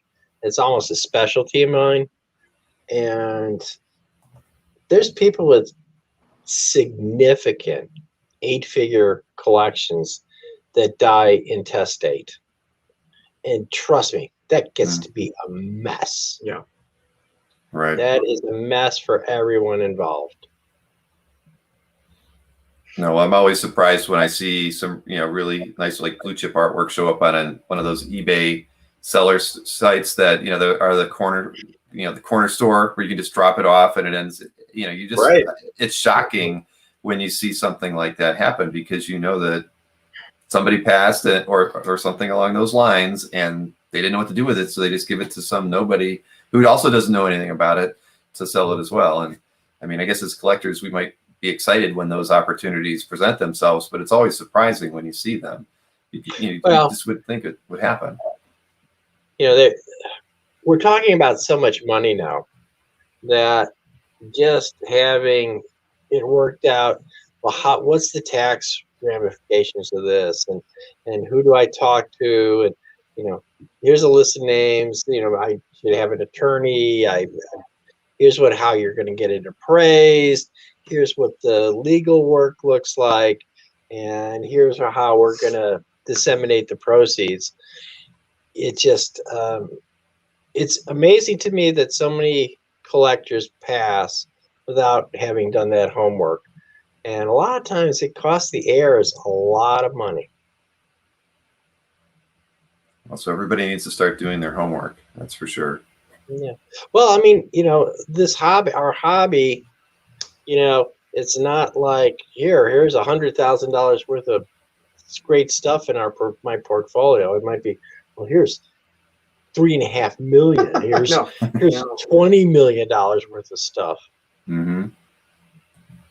Yeah, well, at the rate things are going, it's that's really where we're at. I mean, I never even really thought too much about my collecting habits and the amount of artwork that I've got, and now even I'm worried about it, or I'm at least thinking about it, and I never had before. Yeah, it does. It really adds up. So, if anybody has questions about that, obviously, you can contact anybody in the comic department here, and we're happy to help. Yeah, as Todd said, we have a trust and estates department. We have a top flight appraisals department. So all the needs you may have to fill those in your estate planning, we have great professionals in place that do that for our clients and consigners. That's a good question, because I can tell you the number one thing I get emailed about through comic art fans is appraisal related questions. I mean, they're asking me to appraise their artwork, and I never do. I honestly either steer them over to Heritage's auction archives, or tell them they might want to be a market data subscriber through CAF. But so that is a service that Heritage would provide to people. I mean, if I get that question, entire appraisal services department. Okay. Yeah. Then if you give a fee for their services, then usually that fee will be refunded if the collection or a substantial value gets consigned in the future. Mm-hmm. Okay. Then I will. Because I just kind of have a list of people that I know that do it, but I've never included Heritage in that list because I wasn't aware. So I apologize for that. Well, and like our appraisal department, we're retained very often to be expert witnesses or to divorces and tax and estate implications. So things that have a real protocol, so it's one thing to say, yeah, that's worth $100,000. I'll write you an email that says that, but is that going to stand up to the IRS? Is your insurance company actually going to pay your claim? Those are important questions to ask. Yeah, and we have a whole team of professionals that, consult with all the different departments, so they can do anything, and it's not just bringing your comic or a comic arts. We can take care of your whole estate, in terms of all of your collections, whatever you have. They can deal with your furniture, your fine art. I mean, it's comprehensive. Mm-hmm. Yeah, that is very true. I'm always surprised when I go to your website and I browse through the list of upcoming auctions at the breadth of what you guys do. It's never boring. Yeah, we always learn something. Yeah, there's always something cool that I have no idea anything about it. It's a learning experience every day. So there are questions come up a couple times about reserve pricing on auctions when you have consigners. Maybe whether it's on a signature auction or a weekly auction. I mean, what is? Again, I've never actually consigned artwork with you, so I'm not sure what your position is on having a reserve or not having reserves, or how do you approach that? Over 99% of the lots that we sell in the comic and comic art department are unreserved. And the reason for that is that we've found from, looking at every data point and doing this for 20 years that people bid a lot more aggressively on unreserved material. So we feel very strongly that you put yourself in a position to get a better price by not putting a reserve on something. If you want to get the highest price possible, reserves typically are we're completely counter to that. However, it's the consignor has that decision to make. We're not we don't want to put anybody in a position where they can't sleep at night. So it's a conversation, and we have that with everybody that consigns, and sometimes people, for whatever reason, they feel like they need a reserve on something, and we're happy to have that conversation. And the way I am the biggest advocate of no reserves, and the most successful departments in Heritage we don't have a no reserve policy, but the workaround quite often is somebody will say, well, I want a reserve of $50,000. Well, I'll tell you what, I would write a check for $50,000. So I'll guarantee you that you will not get less than $50,000 for this item. Yeah, that goes back to the point before. There's no one sort of consignment, formula. Everything's unique, and we've done about every kind of deal you can imagine in terms of doing guarantees, global guarantees, guarantees on single lots. Working with people on the seller's rate to discount it. So everything's a conversation, and that's what we're here for. We're very agile and nimble. We Partnerships, purchases, advances. Yeah. We kind of try, and the first part of a conversation with a consignor is always trying to figure out what they want to happen, what their ultimate goal is, and we've done about everything that you could possibly do to get them to that point. So. Okay, I knew you didn't really have, at least by and large, reserves on the lots that you guys offer, but sometimes you have to, if that's the concern someone has, you're willing to at least try to work that out with absolutely. Yeah, for sure. Yeah, and it just especially on important lots. Yeah, where there's no sort of deal killer. Everything's negotiable. So. Exactly. Well, see, there's a Kirby Thor page I wouldn't mind. There you go. That's the page you want. I know. I'm looking at it and I'm thinking, panels are in. The Absorbing Man was always my favorite villain, but then again, being an X-Men fan, all right, maybe I might have to consider, something from this. Yeah, but that transformation is that's it. If you want Thor, that's it. Right. That's yeah. We have another Kirby page from the same consignor. It's an FF10 page, and it's got the Ben Grimm transformation. Oh, right. Yeah, I didn't realize that was from the same person. Yeah. He's the transformation collector. All right. Wow, we've always got the first appearance collectors. Yeah. I was gonna say, we can look at this one and make you cry, Ed. I'm gonna start a GoFundMe page. A Patreon. Yeah, that is classic. Pretty classic. I see some the inscription too. Usually, I hate it when artists, sign anything inside the image, but that's so beautifully done. Look at his handwriting there. Yeah, we're always remarking about Stan Lee's signature being on so many, important pieces of artwork, and him not signing in the gutters. He has had a bad habit of signing, within a panel or on someone's thigh because the area was uninked, and it's our running joke when we're doing some recaps and things where after an auction where we see Stan's signature. Can you find it? Because usually there is one. If it's a Marvel page, somebody's had Stan put his signature on it. He signed a few things. Yes, he did. Exactly. Dino said Stanley would have signed Superman's chest on this one. But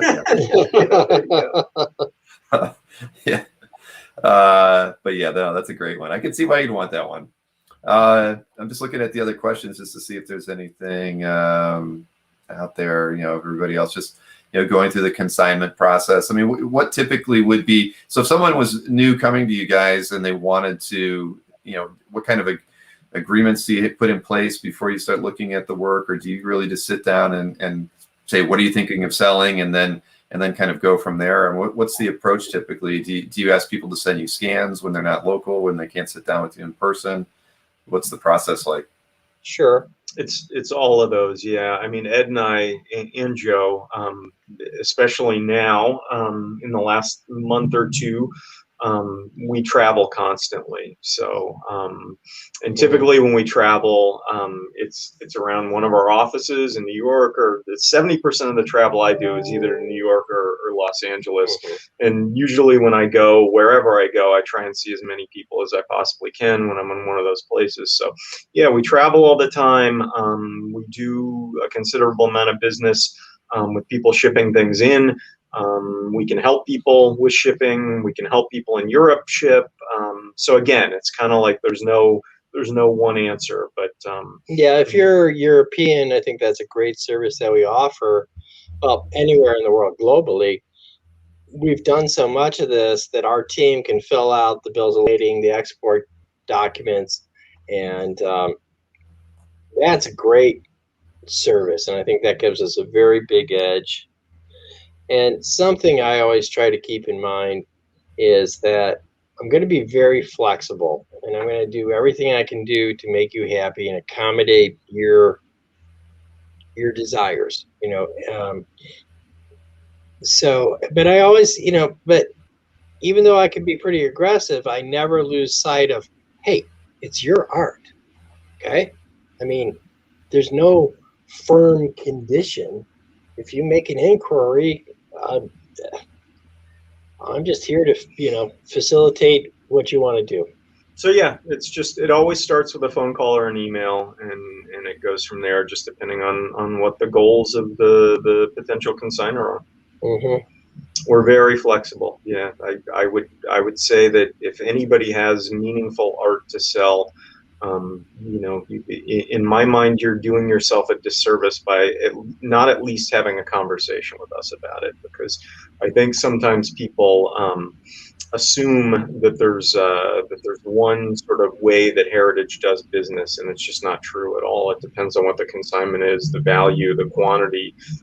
It depends on all kinds of things. So, we are very flexible and willing to negotiate, especially for important things. Sure. Yeah, there's no such thing as a non-starter. Yeah, that's right. And I saw there was a question from Rich Danny's, but I was thinking the same thing, because I know you've recently moved into the European comic art market, and and are you finding those consigners, are they coming from American collections, or are they coming from overseas collections? I mean, how have you approached kind of getting into that area? Because as U.S. collectors, I mean, the European market is so different. It is. They're very passionate in a different way, I think, than the strips that we're the books that we're used to, and I would just imagine it seems like a brave thing to do, because I think most people in Europe might scoff at the fact that Heritage was trying to take a step into European comic book artwork, because there are so many established auction houses in Europe, and so I mean, how has that gone for you guys? And I mean, I'm just curious, what your experience has been with that. We've got somebody that works out of our European office that directs that department and works with us here in Dallas on not only consignments but logistics. But I would say he is sort of responsible for the lion's share of consignments in those auctions now. Yeah. Certainly 60-70%. His name is Olivier, and his contact information is on the website, and he's great. Yeah, he's knows that market considerably better than we do. It's not to say if you're an American collector and you deal with one of us on a regular basis, or you want to deal with us and you have that art, we can certainly facilitate it, just like we can, for any of our signature auctions. But it can all go through us here. But he actually winds up doing most of it because he knows so much more about that market than we do. Right. Yes. And we also, the Manarinos have kind of taken stewardship of that a long time ago. So they have a very good understanding of both markets too. So they know a lot of significant European collectors and where the crossovers are. So they're also very good. But Olivier is the primary guy, and he is probably the best contact on that. I think Heritage's philosophy has always been, in terms of expanding departments, it's never a matter of the owners of the company coming up with an idea and saying we should be selling X. It's a matter of finding somebody that is very talented and very smart and very driven in whatever area it is, and letting them do their thing. And that's kind of how it is with the European comic art. Olivier is great. Yep. Well, I'm glad they're working out. I mean, I think it exposes American collectors to the European art. It's something that I'm not very up on myself, but because honestly, a lot of the European, whether they're auction houses or galleries, don't really interact with us on comic art fans. I think just because they think that their audience isn't on CAF, but honestly, when you break down our traffic, 50% of our traffic is outside of the U.S., and that's not normal for any. I mean, I've been in. Wow, 50%. Wow, that's amazing. 50% is outside North America. So I know, and there's no way I can convey it to anyone to say, hey, maybe you might want to send me a press release every once in a while. I mean, they just don't. They don't think of doing it, working with me, and I just find it odd, because even though there are alternative sites that feature European artwork, our site is trafficked, just as much by people in Europe as in North America. Yeah, and vice versa. I noticed when a lot of important European art comes, institutions. Yeah. American institutions, American collectors have a deep appreciation for European originated art. It's always, I mean, it's exposure and it's accessibility. And for me as a collector, I never saw much of that art, No. And so if you're able to buy it, bid on it, see images through someplace like Heritage that you trust and you do business on other things, it seems like a natural, as a way of expanding that market too. Fantastic. So I'm just reading through the questions. I don't know when it popped up. People had asked questions of me once about sales tax with Heritage, and I believe as you guys have expanded into different U.S. states, I mean, whenever you have a point of presence, you've got sales tax now, like in Florida.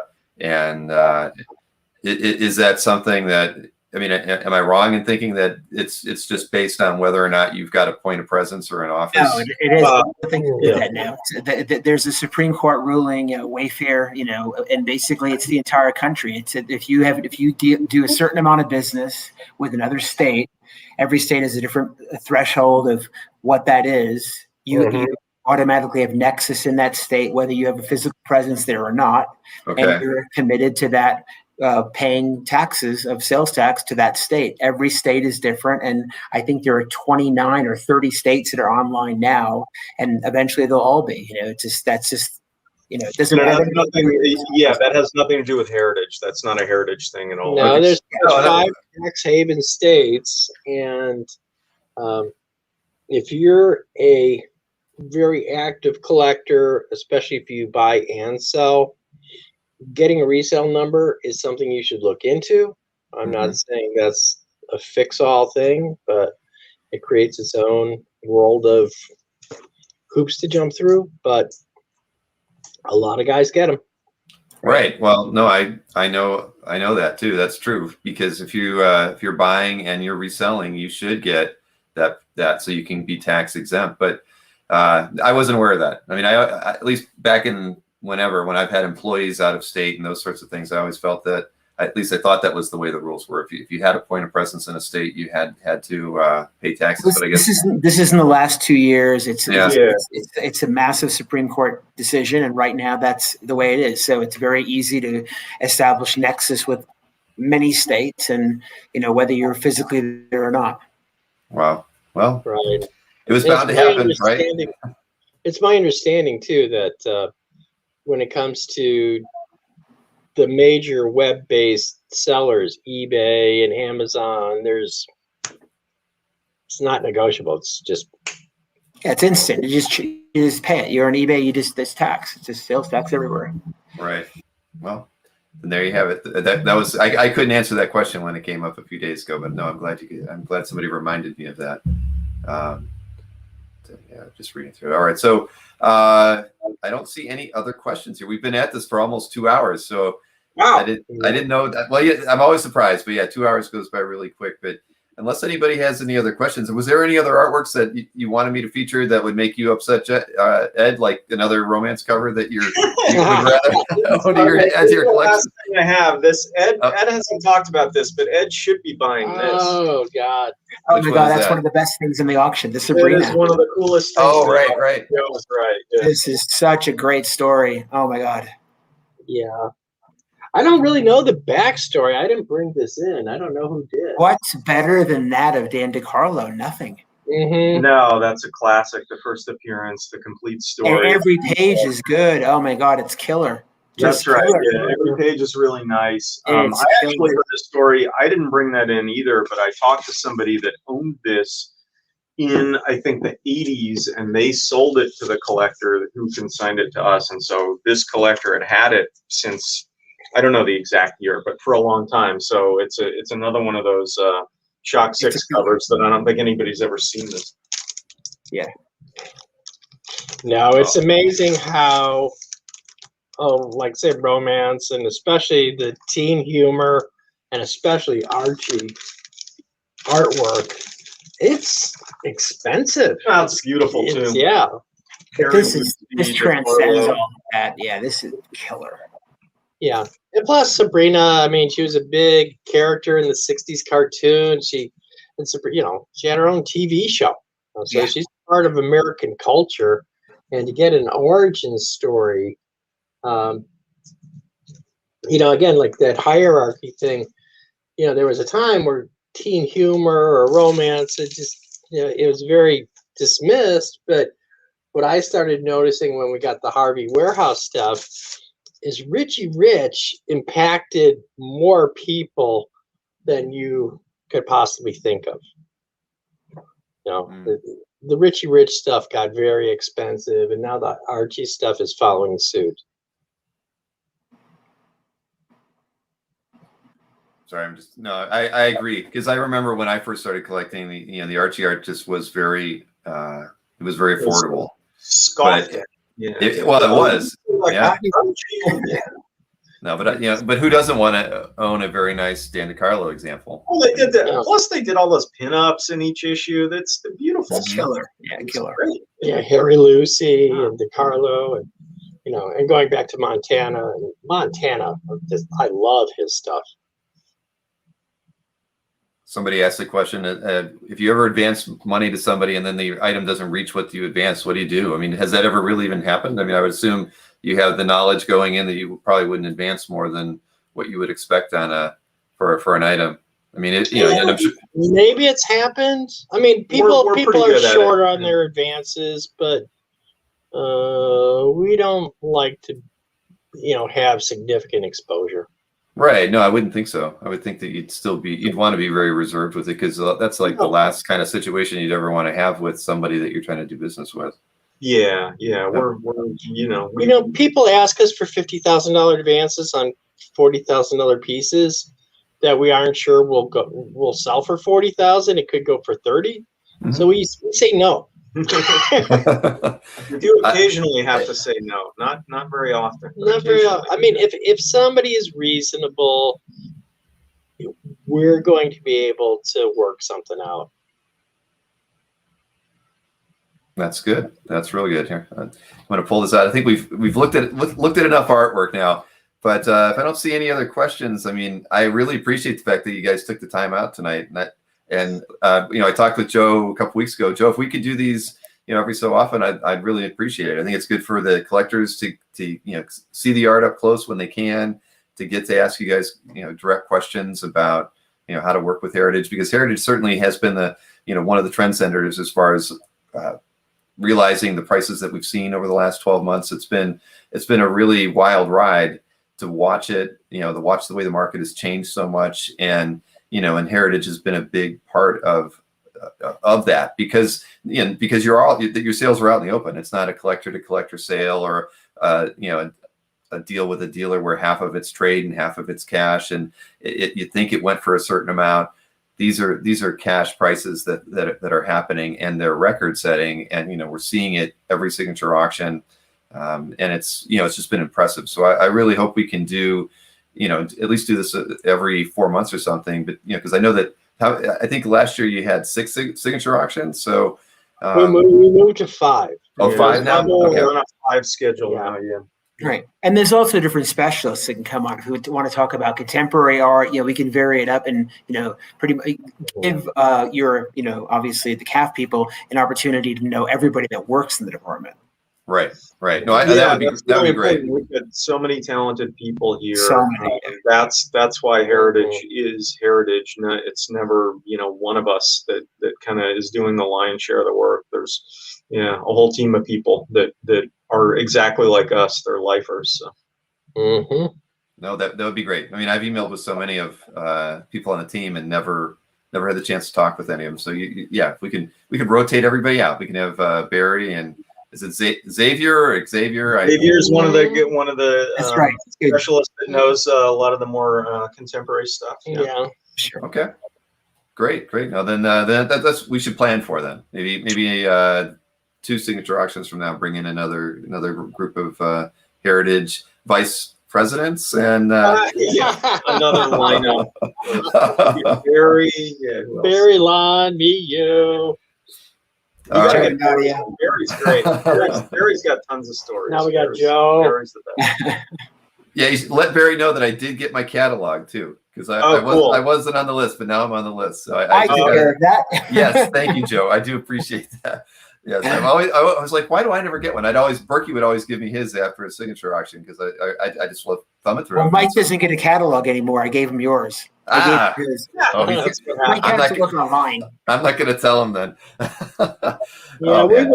We reserve free catalogs for paying customers. So yeah. I'm not saying anything. All right, well, guys. Thank you so much. This was a lot of fun. I really appreciate it. We should have done these earlier, but I'm glad that we finally got one under our belts. And I think everybody really enjoyed the chat. We had well over 100 people there for a while, and it's just been tapering off now. There's still 85 people watching us as we're getting here ready to sign off. So it was a very good turnout. And again, I can't appreciate you guys enough for taking the time this evening to do it. And again, if there's ever anything I can do to help you guys, just let me know, and I'm always here to help. Thank you very much, Bill. Everybody here is a big fan of the site, so it's our pleasure. Thank you. I appreciate it. And so good night, everybody. And until next time.